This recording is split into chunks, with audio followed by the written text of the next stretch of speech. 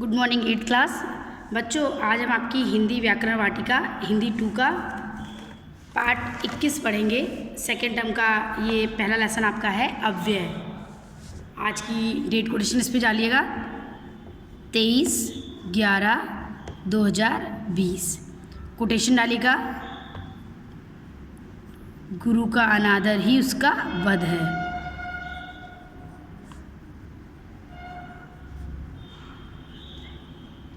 Invert commas underline यहाँ पे डालिएगा सेकेंड टर्म। ये आपके सेकेंड टर्म का पहला लेसन है, पहला पार्ट है अव्यय। यहाँ से आपका शुरू हो गया बच्चों। इसके पहले मैंने 2 आपको निबंध लिख करके भेजे थे, उसको पीसी कॉपी में करके मुझे सेंड कर दीजिएगा। देखिए बच्चों, अव्यय अव्यय अ उपसर्ग लग के शब्द बना हुआ है अव्यय, यानी जिसका व्यय ना हो, जो बदले ना, जो खर्च ना हो। तो वो शब्द जिसमें लिंग, वचन, काल, पुरुष के आदि कोई कारण, कोई परिवर्तन नहीं होता है, तो उसको हम अव्यय कहते हैं। ठीक है बच्चों, उसको हम अव्यय कहते हैं। अव्यय के 4 भेद होते हैं: क्रिया विशेषण, संबंध बोधक, समुच्चय बोधक, विस्मयादि बोधक, निपात। समुच्चय बोधक को बच्चों योजक भी कहते हैं, और अव्यय को अविकारी शब्द भी कहते हैं। अविकारी जिसमें कोई विकार ना हो, जिसमें कोई बदलाव ना हो, जिसमें कोई परिवर्तन ना हो। तो बच्चों जैसे आपका धीरे धीरे, चारों ओर, कम, ज़्यादा, अभी, आजकल, सुबह, लगातार, प्रतिदिन, और, अथवा, ये शब्द बच्चों ऐसे हैं जिसमें कभी कोई परिवर्तन नहीं होता है। चाहे हम कोई भी लिंग से वाक्य बनाएं, किसी भी वचन का वाक्य बनाएं, किसी भी काल का वाक्य बनाएं, लेकिन संज्ञा, सर्वनाम, क्रिया विशेषण में परिवर्तन होता है। वो विकारी हैं, ये अविकारी हैं। जैसे हमने अगर बोल दिया कि राम धीरे धीरे चलता है, अगर हमने एग्जाम्पल बोला तो राम पुल्लिंग है, धीरे धीरे चलता है। हमने बोला सीता धीरे धीरे चलती है, तो भी धीरे धीरे में परिवर्तन नहीं हुआ, लेकिन चलता और चलती में देखिए हुआ ना, चलता है और चलती है में हुआ। फिर हमने बोला बच्चे धीरे धीरे चलते हैं, बच्चा धीरे धीरे चलता है। राम धीरे धीरे चलेगा, राम धीरे धीरे चला था, तो धीरे धीरे में कोई परिवर्तन नहीं हुआ। तो ये शब्द आपके होते हैं अविकारी, जिसमें कोई परिवर्तन ना हो। ठीक, सबसे पहले बच्चों हम इसका पहला भेद पढ़ेंगे, क्रिया विशेषण। क्रिया विशेषण 2 शब्दों से मिलकर के बना हुआ है आपका। क्रिया प्लस विशेषण, वो शब्द जो क्रिया की विशेषता बताते हैं उनको क्रिया विशेषण कहते हैं। क्रिया की विशेषता जो बताते हैं बच्चों, कार्य की विशेषता बताना क्रिया विशेषण। देखिए क्रिया विशेषण जैसे यहाँ पे दिया हुआ है, मेरी मम्मी कहती है हमें प्रतिदिन सुबह शाम दांतों में ब्रश करना चाहिए। ब्रश करना चाहिए कब? सुबह शाम, प्रतिदिन। हमें टॉफ़ी चॉकलेट कम खानी चाहिए, पर कैसी? कम खानी चाहिए। तो बच्चों ये प्रतिदिन, कम, इनमें परिवर्तन नहीं होता है। चाहे मम्मी कहें तो भी प्रतिदिन, पापा कहें तो भी प्रतिदिन, भूतकाल में कहें तो भी प्रतिदिन, भविष्यकाल में कहें तो भी प्रतिदिन, एक वचन में कहें तो भी प्रतिदिन, बहुवचन में कहें तो भी प्रतिदिन। क्रिया विशेषण के 4 भेद होते हैं: कालवाचक क्रिया विशेषण, स्थानवाचक क्रिया विशेषण, परिमाणवाचक क्रिया विशेषण, रीतिवाचक क्रिया विशेषण। क्रिया की विशेषता बताने वाले शब्दों को बच्चों क्रिया विशेषण कहते हैं।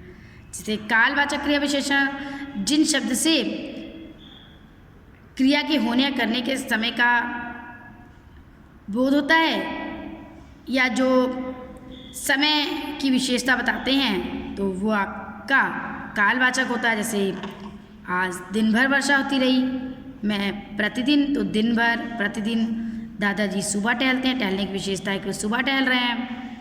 रमेश कल लौटेगा, लौटने की विशेषता है कि वो कल लौटेगा। विद्यालय जाने की विशेषता है कि प्रतिदिन जा रहा है। वर्षा होने की विशेषता है कि दिन भर हो रही है। तो ये आपका क्रिया विशेषण है, ये आपका कालवाचक क्रिया विशेषण है बच्चों। उसके बाद दूसरे पे आइएगा, तो दूसरा आपका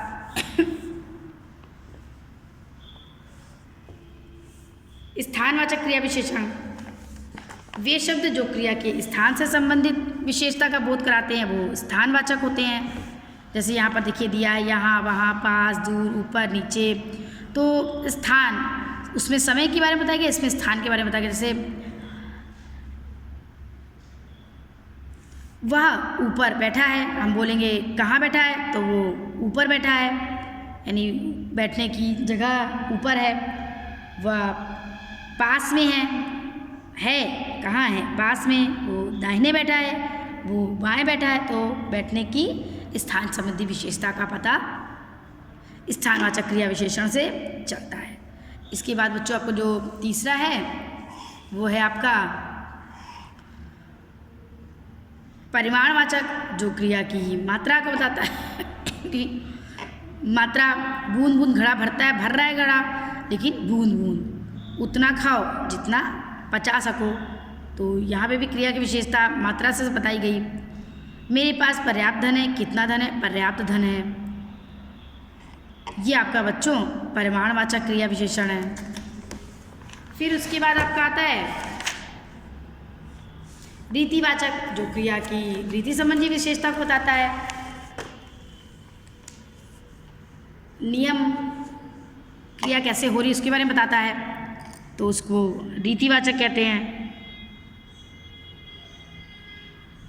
जैसे धीरे धीरे, सहसा, शीघ्र, अचानक, अवश्य, ठीक, शायद। तो ये क्रिया के नियम को बता रहा है, क्रिया की रीति को बता रहा है। तो ये रीतिवाचक विशेषण है बच्चों, ठीक है। क्रिया विशेषण और विशेषण में अंतर आपका एक क्वेश्चन आता है। तो क्रिया विशेषण, जो शब्द क्रिया की विशेषता बताते हैं वो क्रिया विशेषण होता है। जो शब्द संज्ञा सर्वनाम की विशेषता बताते हैं उनको विशेषण कहते हैं। जैसे देखिए एग्जाम्पल दिया हुआ है, उसके पास पर्याप्त पैसा है। पैसा संज्ञा, यहाँ संज्ञा की विशेषता है, यही पर्याप्त संज्ञा की विशेषता बता रहा है। लेकिन यहीं पे मैंने कह दिया मैंने पर्याप्त खा लिया, तो खाने की विशेषता है। तो जो संज्ञा सर्वनाम की विशेषता बताते हैं वो विशेषण होते हैं, और जो क्रिया की विशेषता बताते हैं वो क्रिया विशेषण होते हैं। दूसरा एग्जाम्पल देख लीजिए, आम मीठा फल है, तो फल संज्ञा है, संज्ञा की विशेषता कि वो मीठा है। लेकिन यहाँ पे मैंने बोल दिया कोयल मीठा गाती है, तो गाने की विशेषता हो गई मीठा। तो ये बच्चों आपका क्रिया विशेषण, फिर से ध्यान रखिएगा। क्रिया विशेषण, जो शब्द क्रिया की विशेषता बताते हैं उन्हें क्रिया विशेषण कहते हैं।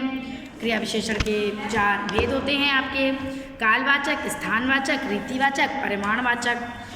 ये देखिए यहाँ पर आपका दिया है। वैसे अविकारी शब्द का मतलब होता है जिसमें कोई विकार नहीं होता है, कोई परिवर्तन नहीं होता है। इसके भी 4 भेद हैं, क्रिया विशेषण, संबंध बोधक, समुच्चय बोधक, विस्मयादि बोधक। विस्मयादि बोधक मैंने आपको क्रिया विशेषण भी पढ़ाया है बच्चों। कालवाचक क्रिया विशेषण क्रिया के समय को बताती है। स्थानवाचक क्रिया विशेषण क्रिया के स्थान को, परिमाणवाचक क्रिया विशेषण क्रिया की मात्रा को, और रीतिवाचक क्रिया विशेषण क्रिया के ढंग को बताती है। क्रिया विशेषण की पहचान के लिए बच्चों कब, कहाँ, कितना, कितनी लगाकर प्रश्न करते हैं तब हमको आंसर मिलता है, तो क्रिया विशेषण होता है। इसको पढ़ लीजिएगा, इसके नोट्स हम आपको कल भेजते हैं। Okay bye and take care everyone.